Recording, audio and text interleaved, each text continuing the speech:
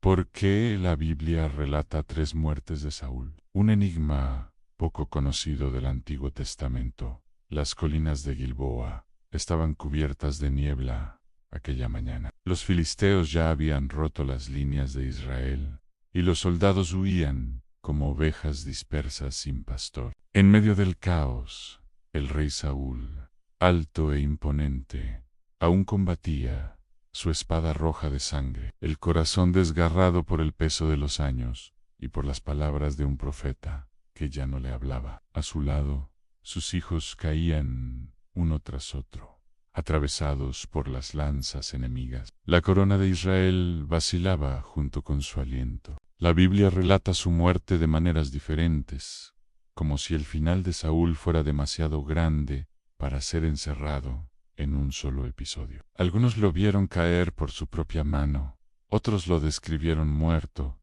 por un enemigo, y aún otros dijeron que fue su escudero quien terminó la tarea. Is an enigma.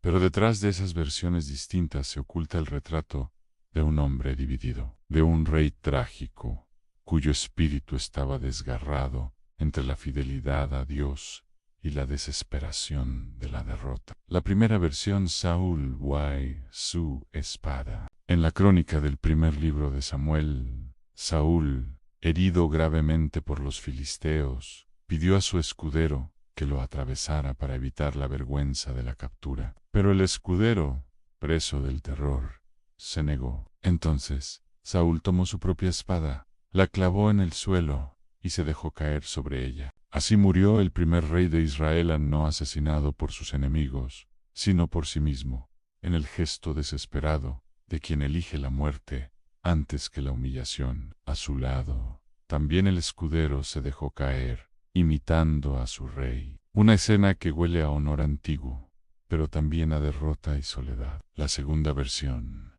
la voz de la Amalecita. En el segundo libro de Samuel aparece otra historia. Un joven amalecita llegó hasta David, trayendo consigo la corona y el brazalete de Saúl. Dijo haber encontrado al rey aún vivo, agonizante en el campo de batalla. Saúl le habría pedido que le diera el golpe de gracia, y él, obedeciendo, lo mató. Lo contaba con orgullo, pensando recibir recompensa de David. Pero David, lejos de premiarlo, lo condenó a muerte.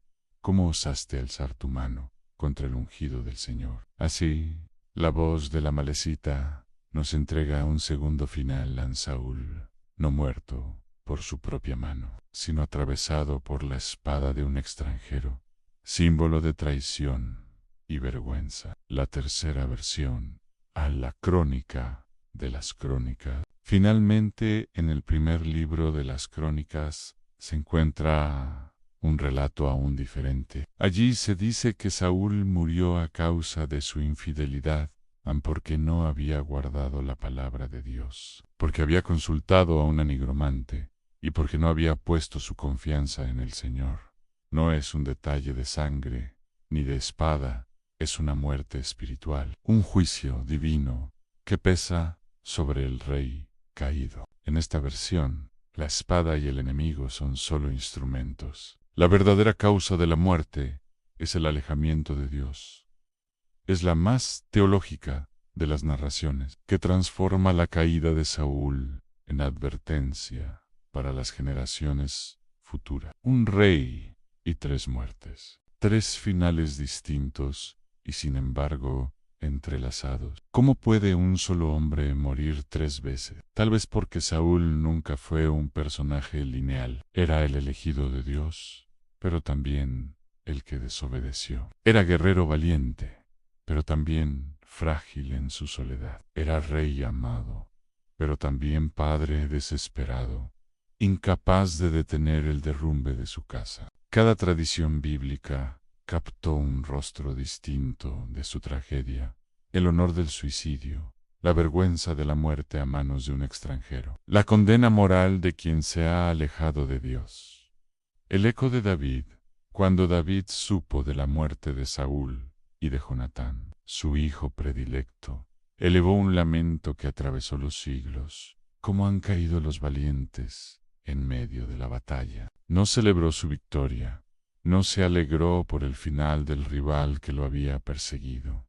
Más bien lloró, y con él todo Israel, porque la muerte de Saúl no era solo el final de un rey, sino el final de una época. El pueblo vio caer su primer trono, y comprendió que ningún hombre, ni siquiera el consagrado, era inmune a la sombra de la caída. El enigma y el mensaje. Quizá las 3 muertes de Saúl no sean contradicciones, sino espejos. Relatan que la verdad nunca es una sola, sobre todo cuando se trata de la fragilidad humana. Saúl muere con la espada, muere en manos del enemigo, muere bajo el juicio de Dios. En todas estas muertes, el lector encuentra una advertencia que el poder sin obediencia se convierte en ruina, que el orgullo conduce a la soledad, que ningún rey puede salvarse sin fidelidad a su Señor. Y así, en las colinas de Gilboa, aún hoy, el viento parece murmurar el nombre de Saúl, no solo como rey caído, sino como hombre que muere 3 veces, porque su vida fue un mosaico de contradicciones y enigmas. 3 relatos, 3 verdades, una sola lección en que la gloria, sin humildad, se desvanece como polvo al atardecer.